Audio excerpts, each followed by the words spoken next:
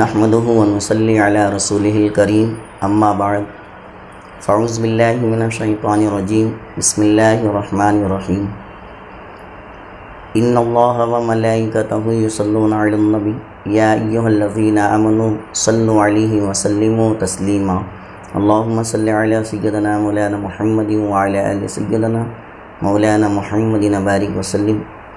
صلاۃ و سلام علیک یا رسول اللہ صلی اللہ تعالی علیہ وسلم۔ محرم الحرام اور یوم عاشوراء کے تعلق سے کچھ معروضات پیش کرنے کی سعادت حاصل کر رہا ہوں، اس لیے اس چینل کے ذریعے لوگوں کے اندر دینی معلومات کو عام کیا جائے۔ اللہ تعالیٰ ان کے حوصلوں کو بلند فرمائے، اور میں دعا گو ہوں کہ اللہ تعالیٰ معزز سامعین اور ناظرین کرام، ہم اور آپ محرم الحرام شریف کے مبارک مہینے سے گزر رہے ہیں، اور یہ اسلامی سال کا پہلا مہینہ ہے، اور اسی مہینے سے اسلامی سن ہجری تبدیل ہوتا ہے۔ محرم الحرام شریف یوں تو بہت ہی عظیم اور بابرکت مہینہ ہے، بالخصوص اس کی 10ویں تاریخ بہت ہی اہمیت اور عظمت کی حامل ہے۔ محرم الحرام کی 10ویں تاریخ کو یوم عاشوراء کہا جاتا ہے۔ عاشوراء کے دن بہت سے واقعات رونما ہوئے، اس کے بے شمار فضائل بھی ہیں کہ یہی وہ تاریخ ساز مقدس دن ہیں جس دن حضرت آدم علیہ السلام کی پیدائش ہوئی۔ عاشوراء کا دن ہی وہ دن ہے کہ اسی دن فرعون اور اس کا لشکر غرق ہوا۔ عاشوراء کا دن وہ دن ہے کہ حضرت ابراہیم خلیل اللہ علیہ السلام پیدا ہوئے، اور اسی دن حضرت عیسیٰ علیہ السلام پیدا ہوئے۔ اور عاشوراء کا دن وہ دن ہے کہ اس دن حضرت یونس علیہ السلام مچھلی کے پیٹ سے باہر تشریف لائے۔ اسلامی نظریے کے مطابق یوم عاشوراء وہ مقدس دن ہے کہ جس کی اہمیت و فضیلت کو نظر انداز نہیں کیا جا سکتا، اور یہی وہ تاریخ ساز دن ہے کہ جس دن نواسۂ رسول سید الشہداء امام علی مقام امام حسین رضی اللہ تعالی عنہ نے اپنے جان اسلام کی سربلندی کے لیے قربان کی، اور یزید جیسے فاسق و فاجر اور زانی اور شرابی کی بیعت کرنے سے انکار کر دیا۔ معزز ناظرین کرام، عاشوراء کے سلسلے میں چند و نیک کام کیے جاتے ہیں جو بزرگوں سے ثابت ہیں کہ عاشوراء کے دن ان نیک اعمال کو اگر ہم بجا لائیں تو انشاءاللہ دنیا و آخرت میں بے شمار فائدے ہمیں حاصل ہوں گے۔ سب سے پہلے تو میں یہ کہوں گا کہ عاشوراء کے دن روزہ رکھنا یہ بہت ہی باعث ثواب کا موجب ہے کہ حضور نبی کریم رؤوف الرحیم صلی اللہ علیہ وسلم نے خود بھی اس دن کا روزہ رکھا، اور اپنے غلاموں کو بھی عاشوراء کے دن روزہ رکھنے کا حکم فرمایا۔ چنانچہ حدیث پاک میں ارشاد فرمایا کہ عاشوراء کا روزہ رکھو کہ اس دن انبیاء کرام علیہ السلام روزہ رکھتے تھے، اور آقا دو عالم صلی اللہ علیہ وسلم نے فرمایا کہ عاشوراء کا روزہ 1 سال پہلے اور 1 سال بعد کے گناہ کو مٹا دیتا ہے۔ اور حضور سید عالم صلی اللہ علیہ وسلم نے فرمایا کہ رمضان کے بعد سب سے افضل روزہ عاشوراء کا روزہ ہے، اور فرض و نماز کے بعد سب سے افضل نماز رات کی نماز یعنی صلاۃ اللیل تہجد کی نماز ہے۔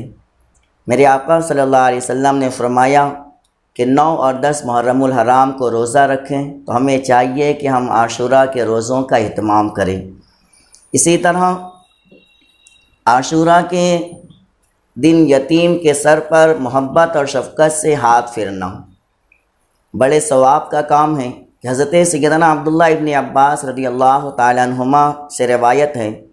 کہ حضور نبی کریم صلی اللہ علیہ وسلم نے فرمایا کہ جو عاشوراء کے دن یتیم کے سر پر شفقت سے ہاتھ پھیرے گا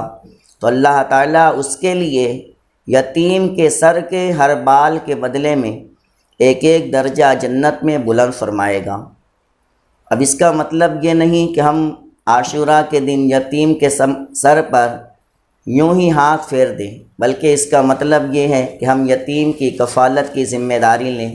ان کے اخراجات کو پورا کرنے کی کوشش کریں۔ اسی طرح عاشوراء کے دن غسل کرنا مرض اور بیماری سے بچاؤ کا سبب ہے۔ حدیث پاک میں آتا ہے کہ رسول اللہ صلی اللہ علیہ وسلم نے ارشاد فرمایا کہ جو شخص تو عاشوراء کے دن غسل کرے گا تو کسی مرض میں مبتلا نہ ہوگا سوائے موت کے۔ اسی طرح عاشوراء کے روز کثرت کے ساتھ ہمیں توبہ کرنی چاہیے۔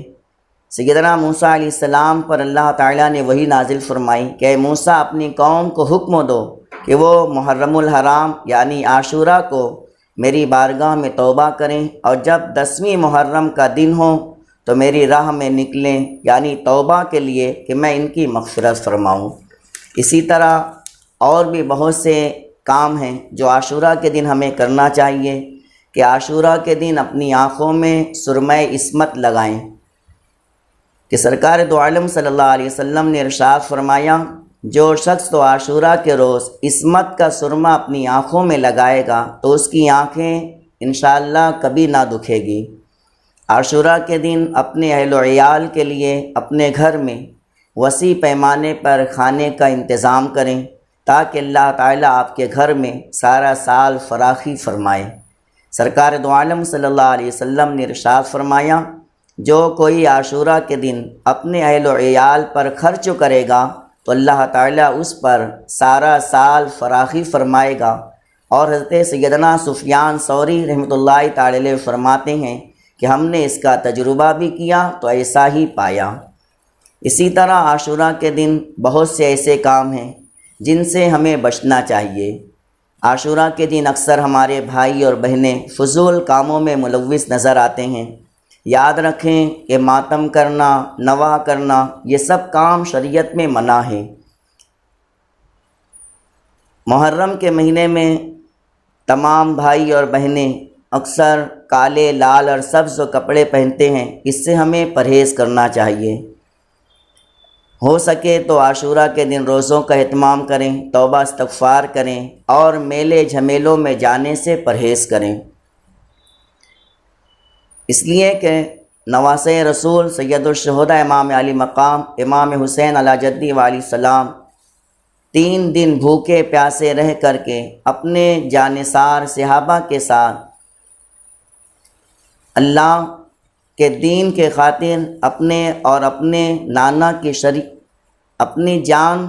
کو قربان کیا، اللہ کے دین کے خاطر اور شریعت کی حفاظت کے خاطر، اسلام کے خاطر اپنا سب کچھ قربان کر دیا۔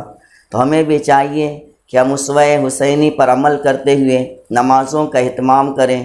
اور میلے جھمیلوں میں جانے سے پرہیز کریں، ڈھول تاشے سے پرہیز کریں اور بیہودہ لغویات سے پرہیز کریں۔ اللہ تعالیٰ کی بارگاہ میں دعا ہے کہ مولا تعالیٰ ہم سب کو سچا پکا حسینی بنائیں اور سید الشہداء امام علی مقام کے فیضان سے ہم سب کو مالا مال فرمائیں اور ان کے نقش قدم پر چلنے کی توفیق عطا فرمائیں۔ وما علینا الا البلاغ۔ السلام علیکم۔